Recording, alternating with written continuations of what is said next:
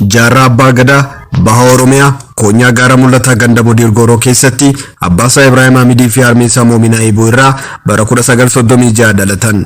Yeroo umuriin barnootaaf ga'us mana barumsaa galanii barachuu eegalan. Mana barumsa sadarkaa olaanaa Harar keessatti yeroo baratan barattoonni saboota biroo akka Amaaraa, Hararii fi kan kana fakkaatan yeroo ayyaana walaloo fi sirba adda addaa sirbanii uummata isaanii bashannansiisu ture. Barattoonni Oromoo garuu sababa hacuuccaa dhiibbaa fi jibbinsa irratti gaggeeffamu irraa kan ka'e hirmaannaan afaanii fi aadaa ofii guddisuu hin yaadamu ture. Kunitti dhaga'ame Jaarraa Abbaa Gadaa barattoota Oromoo walitti gurmeessuun dhaaba waldaa barattoota Oromoo jedhamu hundeesse. Jaarraan karaa dhaaba barattoota kanaatiin ijoolleen Oromoo wal akka baran, hacuuccaa uummata Oromoo irratti hojjetamu akka hubatan, afaan isaanii fi aadaa isaanii akka guddisan dadammaqsaa turan. Namoota yeroo sana dhaaba kana keessa turan keessaa Piroofeesar Mahamad Hassan, Xahaa Alii Abdii, Jamaal Alii Abdii fa'aadha. Dhaabni kunis jajjabaatee bara 1961tti mana siniimaa Hararitti agarsiisa aadaa Oromoo gaggeesse. Barumsa sadarkaa lammaffaa akkuma xumureen akaadaamii barumsa waraanaa Harar galee barachuu jalqabe. Yeroo gabaabaa booda bulchiinsi akaadaamichaa amantiisaa akka hin shaakalle waan dhorkeef bakka bilisaan jiraachuu ta'uusaa waan hubateef barumsa addaan kutee ba'e. Bara 1966 qabsaa'ota Baalee kan gabrummaa addooftoo lolanitti makamuuf loltoota 12 fudhatee gara Baalee deeme. Baalettis fincila Jeneraal Waaqoo Guutuutiin hoogganamu sanitti galee qabsoo jalqabe. Fincila Baalee irrattis lola gurguddaa hedduu keessatti hirmaateera. Akkuma mootummaan fincila Baalee to'annoo jala oolcheen Jaarraan leenjii fi meeshaa waraanaa gahaa qabaachuun murteessaa ta'uu isaa waan hubateef achumaan gara Soomaaliyaa deeme. Mootummaan Somaalee qabsoo Baaleetiif gargaarsa gochaa ture. Haaluma kanaan Jaarraas simatan. Boodarra garuu bara 1969 mootummaan Ziyaad Barree kan Soomaaliyaa maqaa Oromootiin qabsoo hayyamuu dide. Ziyaad Barreen Oromoonni maqaa Somaaleetiin yoo qabsaan malee gargaarsa akka hin arganne ibsan. Akka Ziyaad Barreen jedhutti Harargee, Arsii, Baalee fi Sidaamoo Somaaleedha. Oromoo miti. Kanaaf maqaa Somaaleetiin malee gargaarsa akka hin goone ibsan. Jaarraa Abbaa Gadaa yeroo kana gara biyya Arabaatti gargaarsa barbaacha Yaman deeme.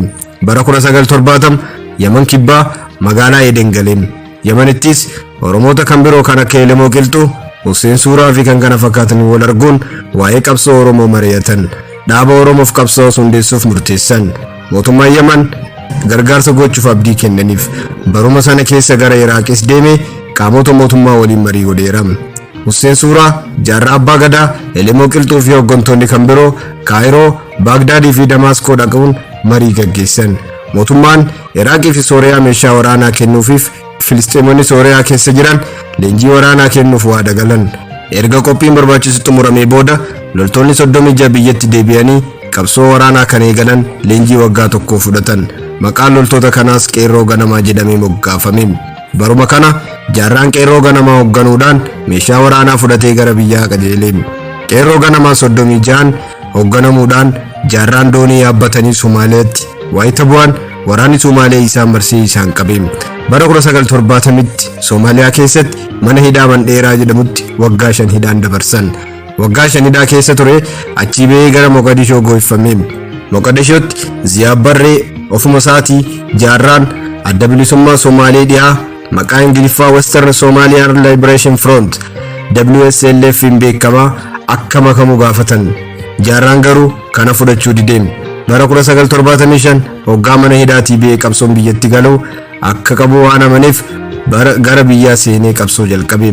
Sabboontoonni Oromoo Finfinnee jiran labsii dhaaba Oromoo haarawaa hundeessuu kan Elemoo Qilxuufaa bara 1973 Finfinneetti jalqaban xumuruuf gara Finfinnee akka dhufu affeeranii Finfinnee deeme.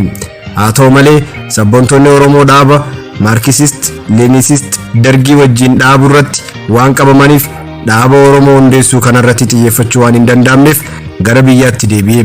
Qawwee muraasaa fi rasaasa Elemoon fa'aa waan fudhachuun waraana bilisummaa uumee qabsootti fufe. Goolii diimaa Dargii namoonni hedduun baqatanis waraana kanatti makame. Yeroo muraasa booda waldiddaan sababni isaa ifa hin ta'in waraana Jaarraa Abbaa Gadaa fi qabsaa'ota Finfinnee irraa dhufan gidduutti waan uumameef addaan bahan. Waraanni lamaan addaan ba'us lamaanuu maqaa adda bilisummaa Oromoo jechuun waamama.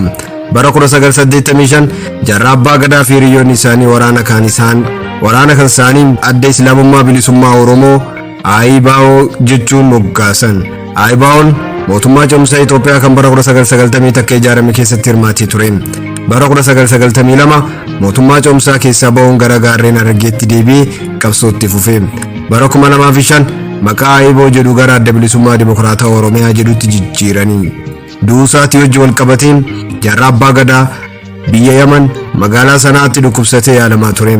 Gaafa Bitootessa 4 2013 du'aan darbe. Reeffi jaarraa Abbaa Gadaa gaafa Bitootessa 7 2013 gara biyyaa deebi'e. Gaafa Bitootessa 8 2013 reeffi isaa magaalaa Wataritti awwaalame. Jaarraan qabsoo Oromoo keessatti gumaacha godhan yoomiyyuu yaadatamaa jiraata.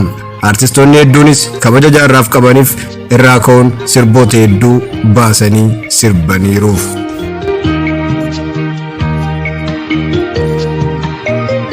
Kabajamtootaa fi jaallatamtoota hordoftoota keenya, wabii seenaa jaarraa Abbaa Gadaatiin wal qabatee Muhammad Said seenaa fi qabsoo Oromootaa maxxansa keessatti kitaaba isaa sadaffaa bara 2015 maxxanserraa akkasumas seenaa gabaabaa waa'ee sooressa jaarraa Abbaa Gadaa dhiyootti kan baname adoolessa 9 bara 2016 akkasumas Muhammad Hassan jaarraa Abbaa Gadaa a hero and a legend in his own time jechuudhaan dhiyootti kan baname adoolessa 10 2016 beerraa odeeffannoo kana walitti qabannee isin biraan geenye. Kabajamtoota hordoftoota keenya, akkuma yeroo kaanii seenaa hayyoota birootiin qabannee hanga walitti deebinutti nu hordofaa turuu keessaniif galatoomaa jecha hanga nama biraa qabannee isinitti dhiyaannutti horaa bulaa.